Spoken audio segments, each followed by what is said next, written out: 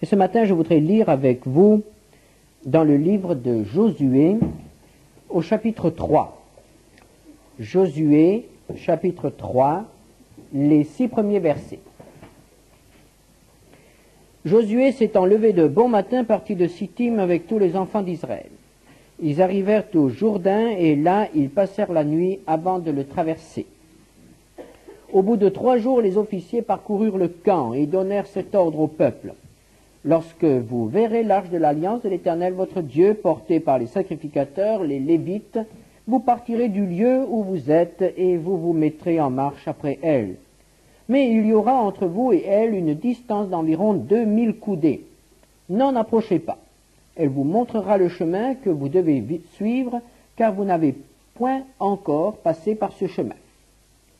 Josué dit au peuple, « Sanctifiez-vous, car demain l'Éternel fera des prodiges au milieu de vous. » Et Josué dit aux sacrificateurs, « Portez l'arche de l'Alliance et passez devant le peuple. » Et ils portèrent l'arche de l'Alliance, ils marchèrent devant le peuple.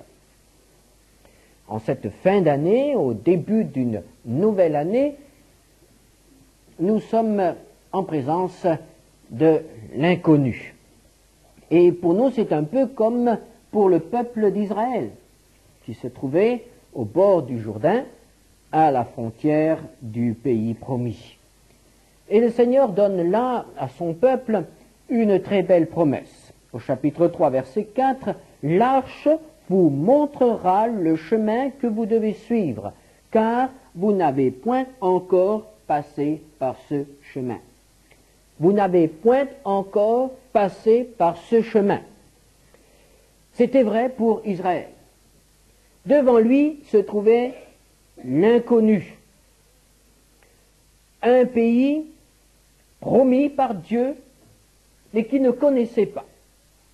Il connaissait certaines choses de ce pays.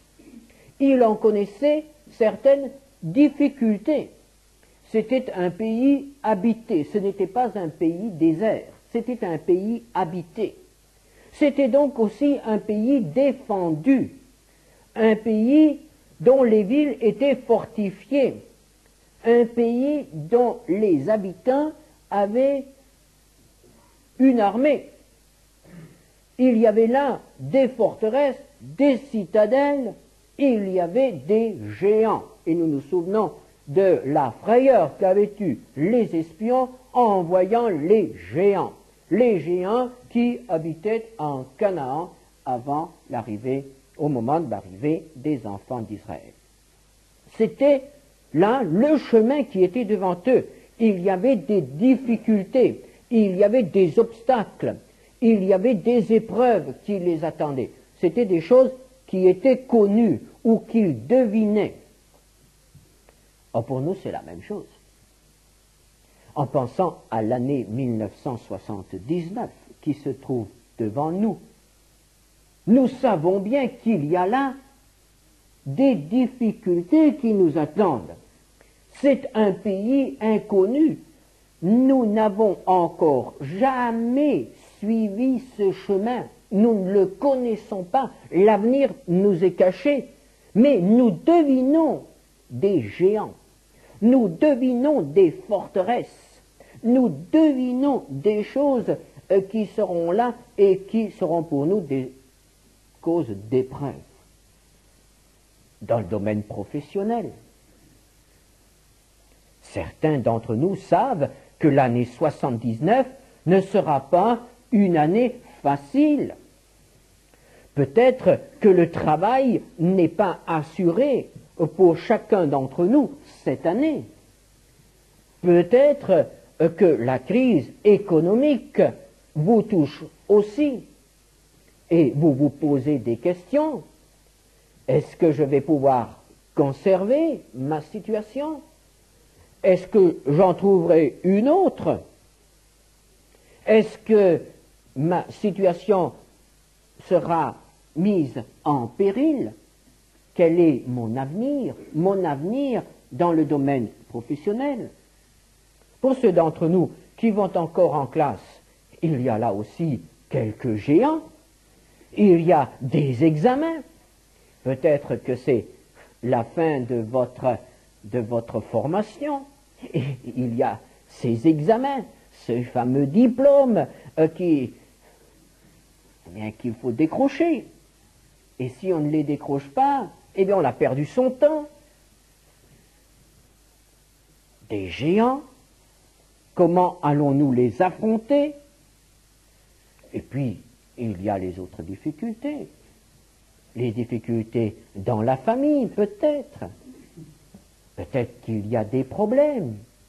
Et nous nous disons, mais comment est-ce que cela va continuer? Qu'est-ce que cela va donner? Quelle va être l'issue? Des problèmes sont en vue. Dans le domaine de la santé, nous pouvons nous poser des questions. Nous nous sentons peut-être pas très bien en ce moment, et nous nous disons, qu'est-ce que ça peut être? Est-ce que c'est une maladie grave qui est en train d'évoluer? Certains d'entre nous ont de gros problèmes de santé, et vous pouvez vous poser la question, mais est-ce que cela va encore s'aggraver? Comment est-ce que je vais supporter cela? Est-ce que je vais bientôt être réduit à l'incapacité? Est-ce que je ne vais pas pouvoir continuer à travailler? Des gros problèmes. Il y a là des choses qui peuvent faire peur quand on pense à l'avenir. Et puis, il y a aussi toutes les inconnues. Et habituellement, ce sont les inconnus qui nous font le plus peur. Quand je pense à Israël qui se tenait là sur le bord du Jourdain, quand je pense à ces hommes qui étaient là et qui étaient armés pour faire la guerre, ils savaient bien que Dieu allait leur donner le pays. Ils savaient bien que Dieu allait leur donner la victoire. Mais il n'y a pas de combat sans lutte. Il n'y a pas de lutte sans blessure. Il n'y a pas de guerre sans blessés, sans invalides, sans morts. Et ces hommes pouvaient se dire, oui, demain cela va commencer. Et cela va durer des semaines, cela va peut-être durer des années. Pendant combien de temps cette conquête va-t-elle durer? Est-ce que je vais m'en sortir? Et comment est-ce que je vais m'en sortir? Et je pense aux femmes, aux mères, aux épouses, qui voyaient, qui pensaient à ces guerres qui allaient commencer. Combien d'inconnus pour le peuple d'Israël? Quand viendra la paix? Et que sera ce pays? Les chefs de famille pouvaient se poser la question, quel va être le lot que le Seigneur me donnera? Est-ce que ce sera dans la montagne ou est-ce que ce sera dans la plaine? Est-ce que ce sera à la campagne ou est-ce que ce sera près d'une ville? Est-ce que ce sera un lot dont je pourrai faire quelque chose? Est-ce qu'il va me plaire, ce lot? Puisque tout le pays devait être partagé et tiré au sort, on pouvait se poser des questions. Qu'est-ce que je vais recevoir? Et est-ce que cela me suffira pour ma nombreuse famille? Des questions, beaucoup de questions. Et pour nous, cette année qui commence, que nous apportera-t-elle? Qu'apportera-t-elle à notre peuple? Qu'apportera-t-elle au monde? La guerre ou la paix? Cette crise va-t-elle finir ou va-t-elle s'aggraver? Personne ne le sait. Les experts ne peuvent pas répondre. Personne ne sait de quoi l'avenir sera fait. Il se passe tellement de choses dans le monde. Tant de choses peuvent être changées en une nuit. Et la situation économique du monde peut être bouleversée du jour au lendemain. Nous ne savons pas. nous ne savons pas ce que nous réserve l'avenir. C'est en effet, comme pour Israël, un chemin par lequel nul n'a encore passé. Mais ce peuple qui était là, au bord du Jourdain, n'était pas un peuple qui ne pensait qu'aux difficultés. Je n'ai pas l'impression que c'était la grisaille, la morosité dans le camp d'Israël. Je n'ai pas l'impression que ces hommes manquaient de courage et ne voyaient que les géants et les citadelles. Ils voyaient aussi autre chose. Là, de l'autre côté du Jourdain, de ce Jourdain qui n'est pas très large, de l'autre côté du Jourdain se trouvait enfin le pays promis. Se trouvait enfin le but de leur long périple. Et les plus âgés parmi eux se souvenaient certainement encore du jour où ils ont quitté précipitamment l'Égypte. Ils ont traversé la mer Rouge, et il y a 40 ans qu'ils sont maintenant dans le désert. 40 ans qu'ils ont souffert de la chaleur, qu'ils ont souffert de la soif, qu'ils n'ont jamais pu s'établir. Oh, ils restaient bien quelques jours, quelques semaines, parfois quelques mois, à un endroit, mais c'était toujours sous des tentes, c'était toujours du provisoire. Depuis 40 ans, ils vivaient dans le provisoire. Depuis 40 ans, ils n'avaient pas défait complètement leur valise. Ils étaient toujours prêts à partir, toujours. La nuée s'élevait et il fallait défaire le camp et tout quitter. Et voici qu'enfin, juste de l'autre côté du Jourdain, se trouvait le pays promis, où Dieu leur avait promis le repos, où Dieu leur avait déjà réservé une place, des maisons et des champs. Ils sortaient du désert et ils entraient dans le pays de l'abondance. Que de possibilités! Et là aussi, on devait en parler le soir sous les tentes. Du jardin, de la maison, des fruits, des sources, et bien des projets ont dû être élaborés là pendant ces longues années de désert.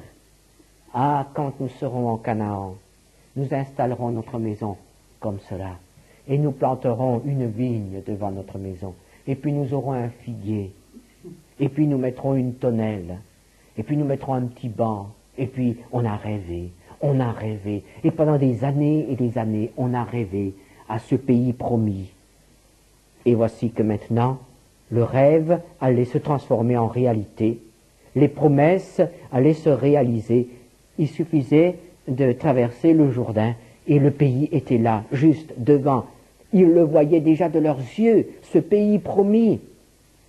Que de possibilités! Et pour nous, frères et sœurs, oh bien sûr, je ne vous dis pas que 1979 sera pour vous l'entrée dans le pays promis.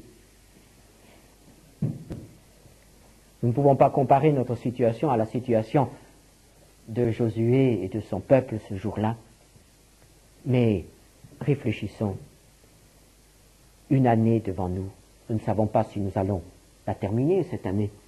Si le Seigneur ne va pas revenir avant ou si le Seigneur ne nous reprendra pas avant. Mais le Seigneur nous donne du temps. Chaque journée que Dieu nous donne est un pays à conquérir. Chaque journée que Dieu nous donne est un temps de grâce pour le servir. Oh, que de possibilités dans une journée! Que de choses peuvent être faites dans une journée! Des possibilités de service, des possibilités de témoignage, des possibilités de prière, des possibilités d'étude de la parole de Dieu. Oh, dans une journée, qu'est-ce que Dieu peut nous donner? Qu'est-ce que nous pouvons donner à Dieu? Qu'est-ce que nous pouvons faire pour lui? Et puis tout à l'heure, nous avons remercié le Seigneur parce que nous vivions dans ce pays qui est en paix. C'est un pays en crise, mais quand même, nous avons tous de quoi manger tous les jours. C'est un pays qui nous donne entière liberté de rendre témoignage. Mais alors, que de possibilités pour servir le Seigneur, que de possibilités aussi pour servir le Seigneur en dehors de nos frontières. Pensons à la mission, tout ce que nous pouvons faire pour la mission au cours de cette année. Peut-être que certains d'entre nous pourront soutenir un missionnaire, peut-être que d'autres pourront envoyer des colis pour nourrir des enfants, pour soigner des malades. Peut-être que vous pourrez ramasser quelques vêtements en bon état pour habiller ceux qui ont froid. Que de possibilités au cours de cette année! Que de choses nous pouvons faire, seuls ou ensemble! Que de possibilités de servir le Seigneur, avec tout ce qu'il nous a donné. Ah, quelle joie de pouvoir apporter une part importante de nos revenus au Seigneur. Une part importante, quelle joie de pouvoir la déposer aux pieds du Seigneur et lui dire, voilà ce que tu m'as donné. J'en ai de trop pour vivre, j'en ai de trop. Eh bien, je le mets à ton service maintenant, je le mets à ton service. Et je veux que ça se transforme en Bible, je veux que ça se transforme en médicaments, je veux que ça se transforme en salaire pour ceux qui enseignent en Afrique ou en Asie ou n'importe où. Ce dont j'ai de trop, et nous avons tous de trop, frères et sœurs, ce dont j'ai de trop, je veux le donner. Et qu'aurons-nous fait d'exceptionnel en donnant ce que nous avons de trop? La veuve a donné de son nécessaire. Quelle possibilité! Quelle joie de pouvoir servir un tel Dieu qui accepte la moindre chose que nous lui apportons avec reconnaissance. Quelle joie! Quelle possibilité! Et puis cette année, ça sera quand même une année un peu particulière pour notre Église. Il y a plus de 10 ans que nous prions pour avoir une salle plus grande. Et voilà que les plans sont faits. Et voilà qu'il y a des gens qui s'intéressent. Et voilà qu'on commence à ramasser de l'argent. Et on va enlever ces piliers. On va enlever ces murs. On va doubler cette salle. Quelle possibilité! N'est-ce pas merveilleux? N'est-ce pas un pays à conquérir cette année? Mais quelle joie de pouvoir participer à cet effort. Ce n'est pas tous les ans qu'on construit. Ce n'est pas chaque année qu'on agrandit. Ce n'est pas dans toutes les églises qu'on agrandit. Il y a des églises qui se ferment. Il y a des églises qui se vendent. Il y a des églises qu'on transforme en dépôts, en magasins. Il y a des églises qu'on rase. Le Seigneur nous donne la possibilité d'agrandir, d'embellir, de rendre ce local plus accessible. Mais n'est-ce pas une merveilleuse possibilité?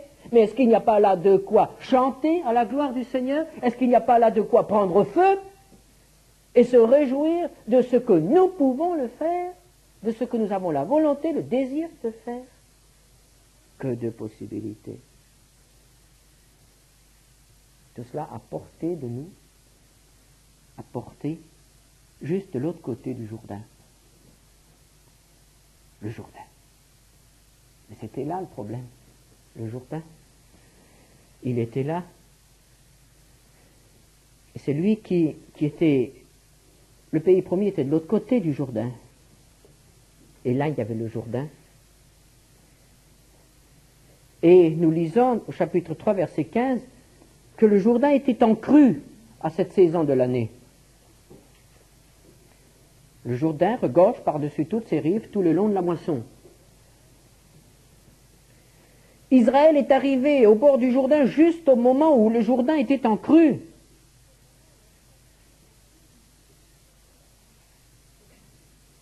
Alors, on peut se dire que voilà une bien mauvaise coordination.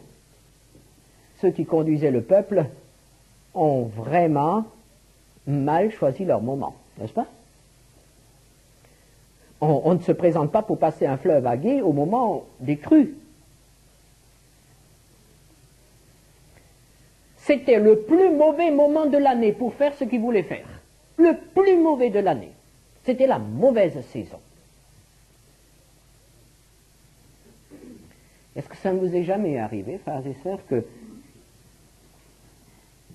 vous aviez l'impression que le Seigneur vous demande de faire quelque chose juste au plus mauvais moment?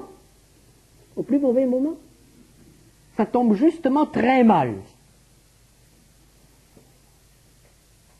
Je parlais tout à l'heure des constructions. Mais est-ce que ce n'est pas justement le plus mauvais moment? Quand il y a une crise économique, est-ce qu'on construit? Mais non. Mais non. Quand on n'est pas assuré du lendemain, quand on n'est pas certain de garder son emploi, est-ce qu'on va donner de l'argent à l'Église pour qu'elle construise? Mais non, on va le porter à la caisse d'épargne. Surtout pas. C'est le moment de faire des économies. Surtout pas construire, surtout pas dépenser.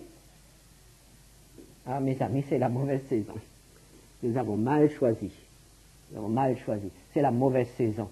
Nous aurions dû construire quand tout le monde avait beaucoup d'argent. Avant la crise du pétrole, n'est-ce pas?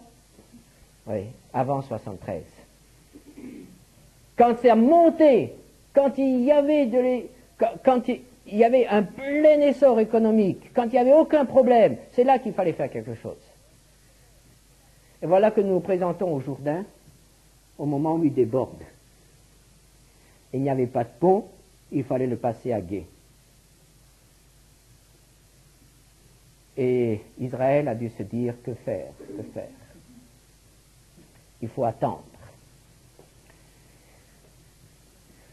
Aujourd'hui, nous savons que c'était la bonne saison pour Israël. Parce que l'ennemi de l'autre côté du Jourdain se disait aussi, c'est la mauvaise saison. L'ennemi de l'autre côté disait aussi, tant mieux, le Jourdain est en crue, nous sommes tranquilles. Nous sommes tranquilles jusqu'à la fin du temps des moissons. D'ici là, nous pouvons nous préparer. Ils sont de l'autre côté. Ils ne peuvent pas passer.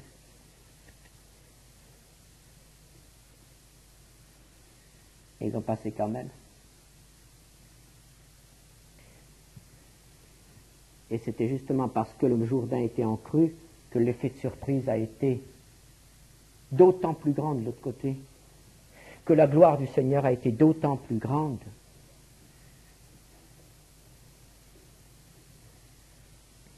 Frères et sœurs, quand on accepte seulement de suivre le Seigneur, quand d'après nos calculs tout est assuré, alors la gloire du Seigneur n'est pas bien grande. Ce n'est pas la marche par la foi. Il faut accepter simplement de suivre l'arche. Josué a dit, vous suivrez l'arche. Chapitre 3, verset 11.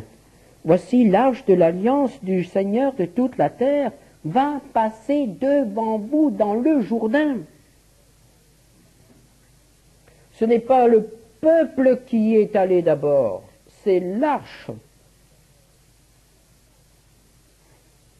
Ce sont ces quelques sacrificateurs qui portaient l'arche qui ont dû avoir le courage de se mouiller, d'entrer dans l'eau,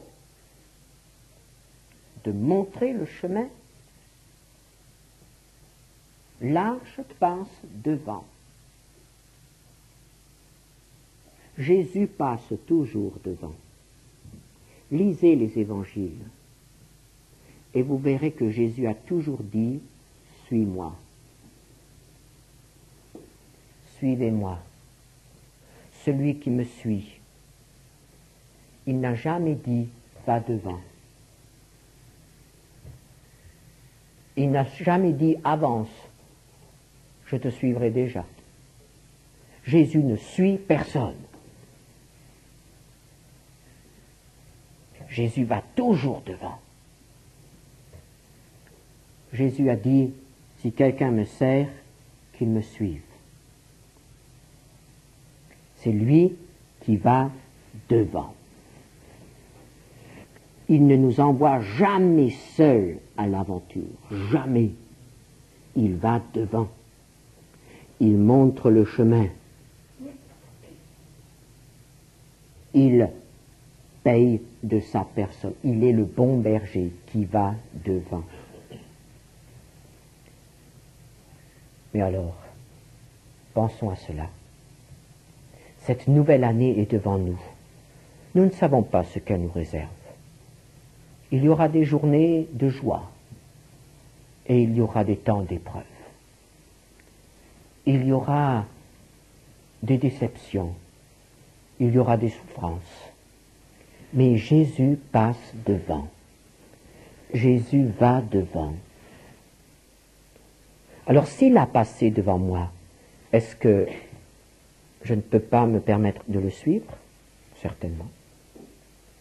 Il a passé devant. Si je traverse la vallée des larmes, il y a passé déjà. Il m'a précédé. Si je traverse la vallée de l'ombre de la mort, il m'a précédé. Jésus n'est jamais en arrière. Jésus est toujours devant. Il nous demande de le suivre. Mais alors, pourquoi avoir peur de l'avenir? Il est devant. Il est devant. Nous pouvons suivre. Chapitre 3, verset 5. Josué dit au peuple, sanctifiez-vous, car demain l'Éternel fera des prodiges au milieu de vous. Cette arche qui allait devant, c'était ce qu'on appelait le trône de Dieu. Et alors il nous est dit qu'il devait y avoir une distance de 2000 coudées, c'est-à-dire d'1 kilomètre environ. Une distance d'1 kilomètre entre l'arche et le peuple qui devait suivre. Pourquoi? C'était pour rappeler au peuple que Dieu est saint. Dieu est saint et il ne peut tolérer en sa présence le péché ou la souillure. Et il faut toujours qu'il y ait une certaine distance entre Dieu et nous. Il faut que nous y pensions à cela. Dieu est saint. Ses voies sont saintes. Et il nous dit, dans 1 Pierre 1, verset 16, « Vous serez saints, car je suis saint. » Nous ne pouvons pas suivre Jésus si nous oublions cela. Il est saint et nous devons accepter la sanctification. Ne nous attendons jamais à trouver Jésus devant nous sur notre chemin. Si nous refusons la sanctification, si nous vivons dans le péché, dans le mensonge ou dans la révolte, il est saint. Et la voie qu'il trace est une voie sainte, nulle, impure, n'y passera. Si nous voulons qu'il nous précède, il faut accepter cette condition-là. C'est la seule, l'unique condition. La sanctification. Sans la sanctification, nul ne verra le Seigneur. Si vous voulez, si nous voulons que le Seigneur nous montre le chemin, c'est là le secret, c'est la condition, la sanctification. Parfois, nous nous disons, je ne connais pas le chemin, je ne sais pas ce qu'il faut faire. Dieu ne répond pas. Oh, il est prêt à répondre, mais nous ne remplissons pas la condition. Il nous a tracé un chemin, mais nous ne pouvons pas le suivre, parce que nous vivons dans le péché. Sanctifiez-vous. Et alors, vous pourrez suivre l'arche, dit Josué au peuple. Et le peuple a accepté. Et ils ont suivi l'arche. À partir du verset 14.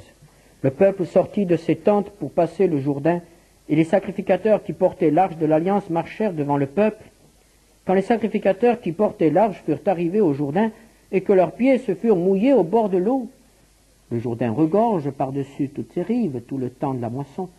Les eaux qui descendent d'en haut s'arrêtèrent, et s'élevèrent en un monceau à une très grande distance, près de la ville d'Adam, qui est à côté de Tsartan. Et celles qui descendaient vers la mer de la plaine, la mer salée, furent complètement coupées. Le peuple passa vis-à-vis de Jéricho.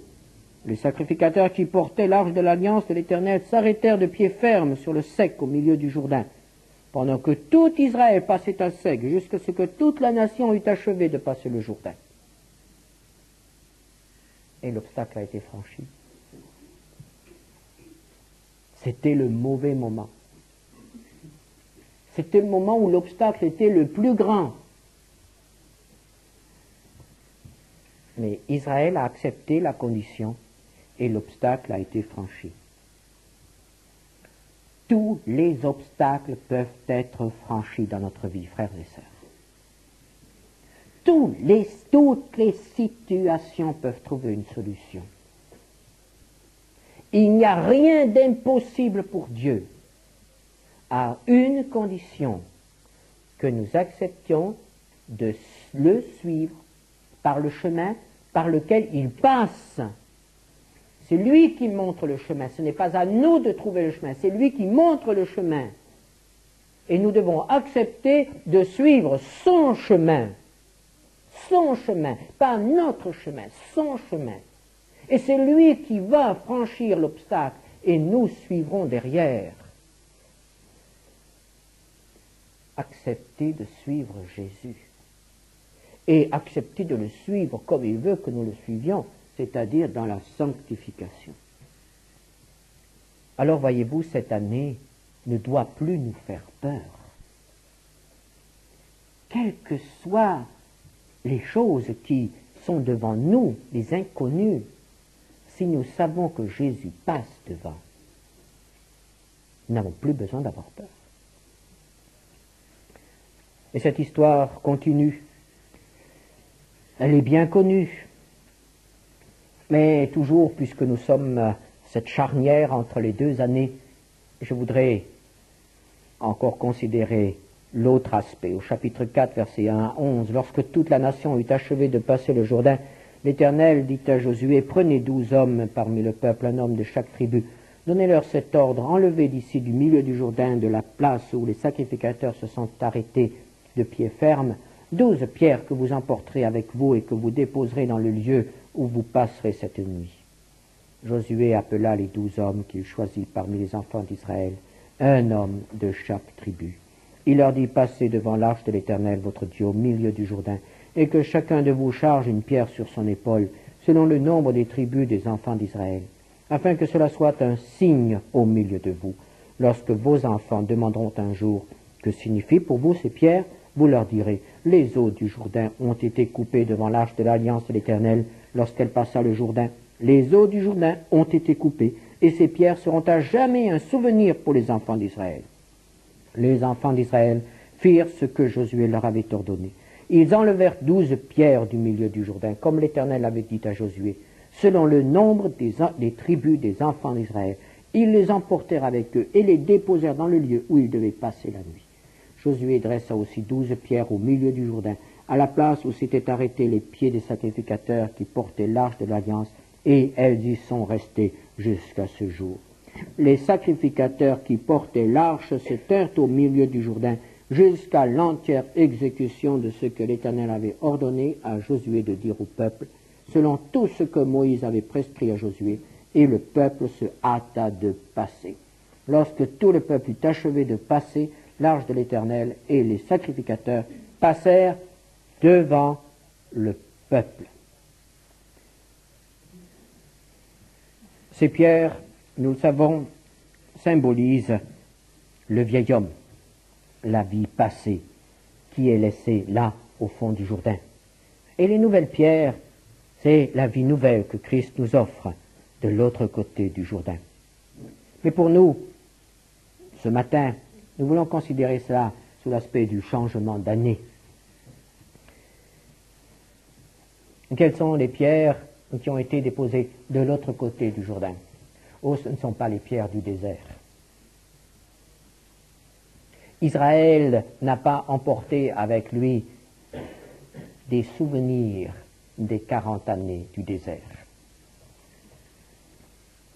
Ce qui était du désert est resté de l'autre côté du Jourdain. Et voyez-vous, frères et sœurs, il ne faut pas que nous emportions dans l'année nouvelle des pierres de 1978 et même d'avant.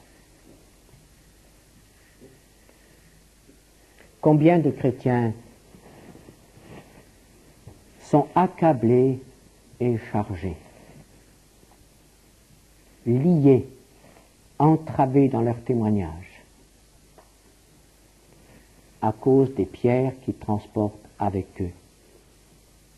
Peut-être depuis plusieurs semaines, mais très souvent depuis plusieurs années. Certains chrétiens portent avec eux des pierres qui remontent à leur enfance. Il y a des choses qu'ils n'ont jamais pu déposer. Des choses de leur passé qui n'ont jamais pu être déposées. Peut-être de mauvaises relations avec les parents. Peut-être de mauvaises relations avec les frères et sœurs. Peut-être de mauvaises relations avec le conjoint, ou avec les enfants, ou avec les voisins. Peut-être aussi certaines expériences avec le Seigneur. Il y a parfois des chrétiens qui en veulent au Seigneur pour une situation donnée, pour quelque chose dans leur vie, quelque chose de bien précis dans leur vie. Et ils portent avec eux ces pierres. Et ce sont des hommes et des femmes chargés, accablés par les pierres du passé. Le poids du passé. Ah, si nous pouvions en être entièrement délivrés. Si les choses pouvaient devenir nouvelles. Si vraiment la page pouvait être tournée. Comme les choses deviendraient différentes. Frères et sœurs, les pierres du désert, les charges du passé, leur place est au fond du Jourdain. Est-ce que vous acceptez ce matin de laisser tomber la pierre? Vous avez peur, n'est-ce pas, de laisser tomber la pierre? C'est ça? Vous avez peur de laisser tomber la pierre. Parce que vous dites, oui, mais qu'est-ce qui se passera après? Qu'est-ce qui se passera après si je laisse tomber cette pierre-là? Eh bien, après, vous n'avez plus qu'à suivre Jésus.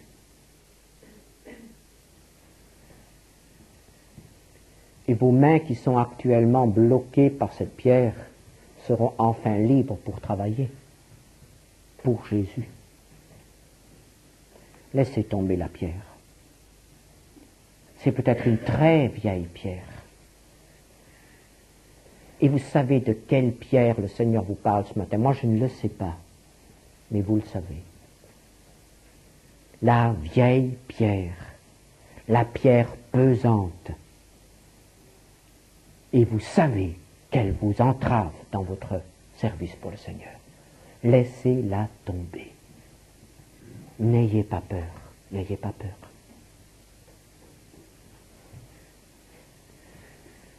Et de l'autre côté du Jourdain, on a bâti un témoignage, un monument qui sert de souvenir, de témoignage. Et les pierres qui ont servi à bâtir ce monument ont été tirées du lit du Jourdain. Et quelle a été la particularité, quelle est la particularité de pierres qui sont restées longtemps dans le lit d'un fleuve? C'est que ces pierres-là sont polies. Ces pierres-là sont rondes.